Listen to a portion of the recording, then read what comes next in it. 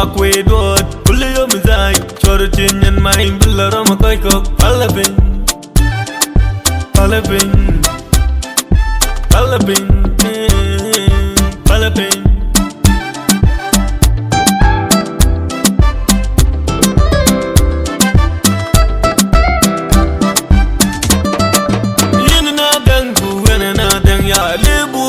Pajinarana padi awaburu de kayene tongi kan kayene wet kan ke balungi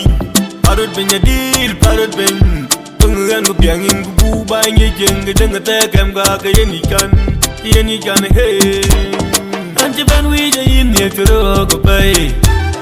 ni tro go pai anti ban wi je in ne tro go pai jok nang ba ya da ban ti ban wi je in ja ko don ya wet kun ti werul gam ai gan ngana hidot bakwe dot kulli yom zay chor chinyan main billara makoy ko palabin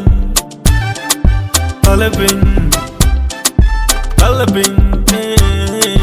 palabin kon tudanin ma ke ya du genir na wan ju red baye tong kulli yom talapun di gep ku tong kulli yom mo jadi ru mo jalayong palabin ye palabin ho palabin lebu ban po ku bane pol bala tweng ma bane ni koy ko pala be yento dia pala be dia pala be ho